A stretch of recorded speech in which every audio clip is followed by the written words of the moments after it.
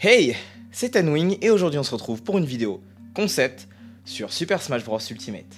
Cette vidéo va faire office d'introduction pour toutes les vidéos de concept sur Super Smash Bros Ultimate parce que c'est un jeu complexe et il y a beaucoup de termes techniques qu'il faut expliquer, il y a beaucoup de principes qu'on va voir notamment dans ces vidéos, par exemple le spacing, le stage control, le ledge trapping, le flow state, plein de choses, mais tout ça a besoin d'une introduction et de base.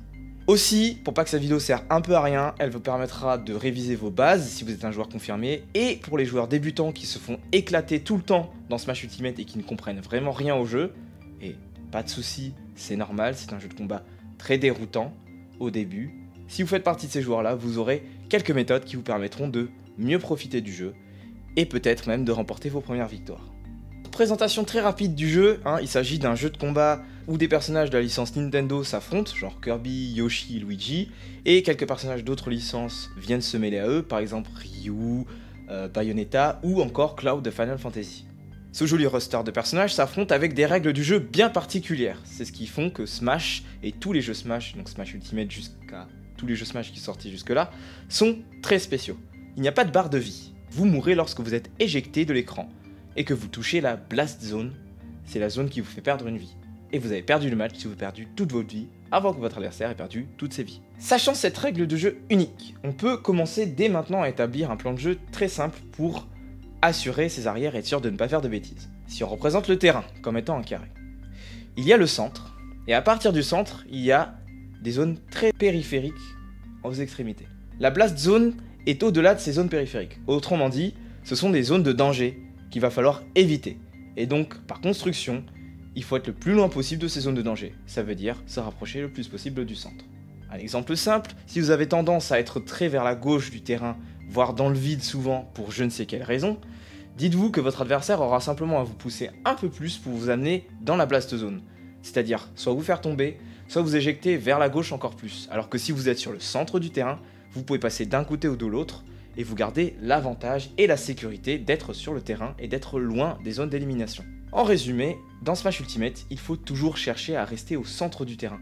Ne pas forcément chercher à surpousser l'adversaire, qui peut faire des feintes pour vous faire venir jusqu'à lui et en fait vous mettre en situation de danger. Non, si vous n'êtes pas sûr de vous, restez près du centre et poussez doucement l'adversaire vers l'extérieur qui finira par faire une erreur et qui vous fera gagner. Et vous aurez gagné parce que vous aurez été plus malin. Deuxième chose, avant qu'on rentre dans des termes super compliqués, parce qu'il y a beaucoup de techniques et de stratégies dans Smash Ultimate, il faut savoir une chose et qui est la plus importante, et qui sera sûrement le titre de la deuxième vidéo, le déplacement. Car voyez-vous, même s'il n'y a pas d'attaque la plus forte dans le jeu, puisque le jeu est très bien équilibré, il y a une défense ultime qui contre tout, et c'est être hors de portée. Si vous êtes hors de portée d'une attaque de votre adversaire, vous n'avez pas besoin d'un bouclier. Vous êtes hors de portée donc vous ne subissez pas de dégâts, et l'adversaire est coincé dans une animation et peut être puni. Donc par construction, le déplacement, c'est la défense ultime dans Smash Ultimate. Et ça se combine très bien à ce qu'on vient de voir juste avant. Admettons que vous ayez gardé le centre et mis votre adversaire un petit peu plus vers les extrémités. Vous avez presque 3/4 du terrain pour pouvoir reculer si jamais l'adversaire fonce sur vous et essaie d'effectuer une attaque. Lui en revanche, n'a que très peu de terrain pour reculer, pour esquiver votre attaque. Ça veut dire que, statistiquement, toutes vos attaques auront un peu plus de chances de le toucher, ou au moins de le faire paniquer, ou au moins de le faire repousser et de la rapprocher de la blast zone. En résumé, gardez le centre et restez toujours hors de portée de votre adversaire, et ne rentrez en conflit que lorsque vous êtes sûr et certain de porter une attaque. Bien sûr, c'est très résumé, et là on parle d'échanges à très bas niveau. Là, il y a toute une complexité de jeu neutre, donc de jeu neutral, qui se met en place lorsqu'on essaie de donner le premier coup, mais on va pas s'attarder sur ce sujet, puisqu'il y aura une vidéo entièrement consacrée au neutral plus tard. Donc si je peux résumer tout ce que je viens de vous expliquer dans cette petite vidéo, il y a deux choses simples à faire dans Smash Ultimate pour améliorer la qualité de vos combats. 1. Gardez le centre. C'est le plus important. Vous serez hors de danger. 2. Maîtrisez les déplacements de votre personnage pour rester hors de portée de l'adversaire.